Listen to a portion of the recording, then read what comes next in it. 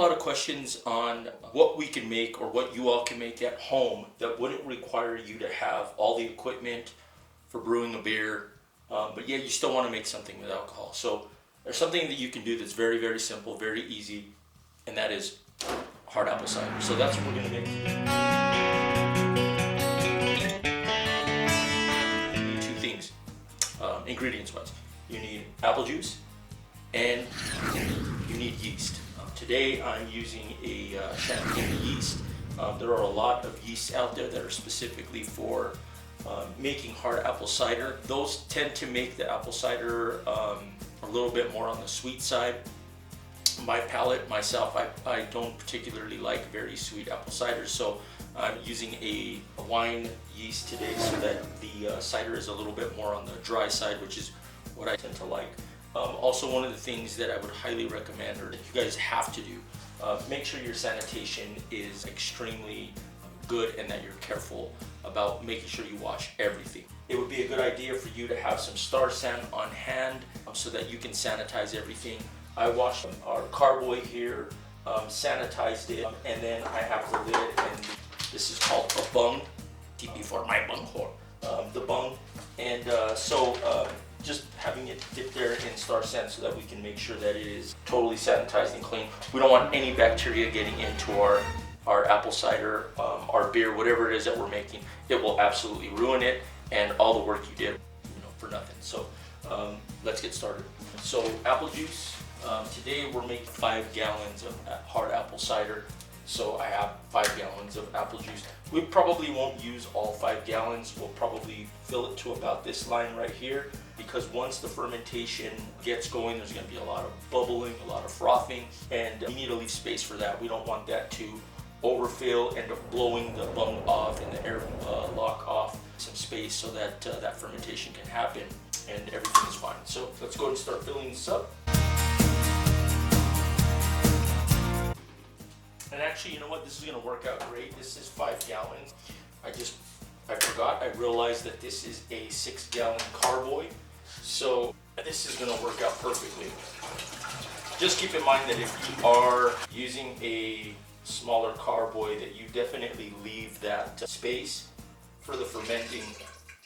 Definitely don't want this thing to pop off or to make a mess. If you're fermenting it in your house, if you're fermenting it in a closet, yeah, you definitely do not want this thing making a mess. Alright, so that's all of our apple juice. Now, all we need to do now is pitch our yeast. There's our yeast right here. Go ahead and sanitize that bad boy as well. I'm just going to pitch our yeast. Now, normally I would go ahead and I would do a yeast starter, but again, this is all about what you guys are able to do at home if you have absolutely no equipment. I've done this several times before. It works absolutely just fine if and when you're able. Maybe a beaker and a stir plate yeast starter would definitely help. It gets the yeast going. Make sure they're nice and healthy prior to your apple juice, but this will work just fine. I've done this before and no problems at all. It comes out just fine. Now our airlock will just fill with a little more Star San. All right, and then we just put our airlock on top there. All right. That's it. Now all you need to do is put this aside. Preferably you want to keep it at around room temperature. 75 degrees would be perfectly fine for this. You will see the fermentation will start pretty quickly. You'll see a lot of bubbling, and that's when you know that things are happening. So basically what is going to happen here is the yeast will start to eat the sugar, which will create the alcohol. This will probably ferment anywhere from about a week, 2 weeks. I'll show you guys as it's fermenting. It will get a little bit cloudy. Then as it gets closer to the end of its fermentation, it'll start to clear up a little bit. If and when we get it where we want it, because this could potentially ferment for weeks, months, if need be. When we get it to about where we want it, we'll go ahead and we'll put it in a cooler and we can cold crash it. And what that'll do is that'll go ahead and that'll kill the yeast and stop the fermentation. It'll also help to clarify and clear the apple cider a little bit. At that point, we'll go ahead and we'll rack it into one of our corny kegs, add some CO2 to it, and we'll drink it and we'll see how it comes out.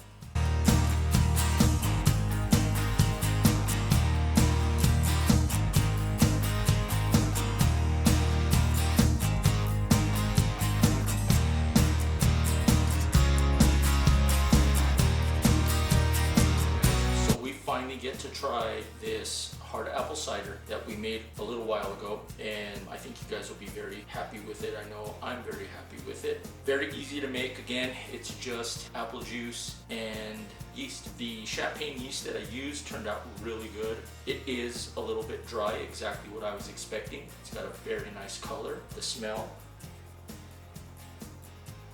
it definitely smells like a hard cider. It's slight apple and almost like an apple wine kind of.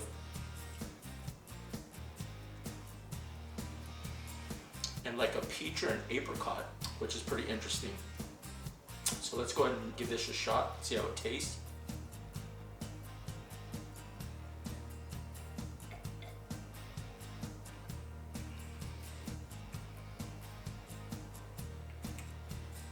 Definitely a little bit dry, which is exactly what I was shooting for. It's not too sweet at all. It definitely has that hard apple cider flavor. Very crisp. This is something that you definitely want to drink on a warm summer evening, you know, during the day, you're outside just chilling. This is a very, very good drink to have when it's warm. It's crisp. It's crisp.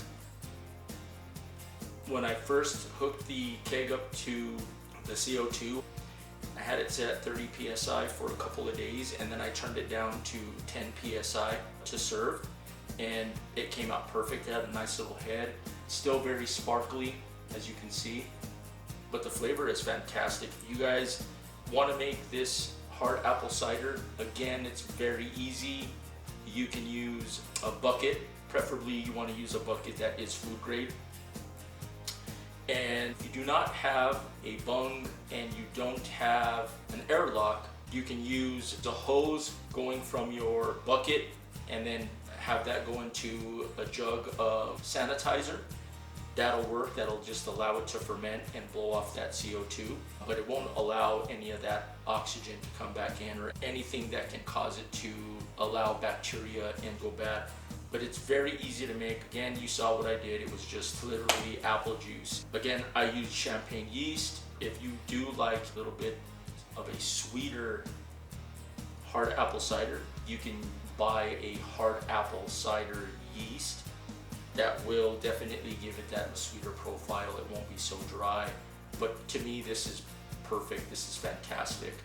We had a poker night a couple of weeks back, and I was able to let some friends and family try it out, and they liked it. I think it's even better now that it's been in the keg and it's had CO2 for going on about 3 weeks now. It's like perfect as it is right now. So if you guys get a chance to make this, definitely make it. It's very easy. Again, apple juice and yeast. You need to have patience. It will need to ferment for a month minimum. If you're patient and you can let it go a month and a half, I would definitely let it go a month and a half. It will clear up even more clear than this, and I think that aging will bring out some more flavor.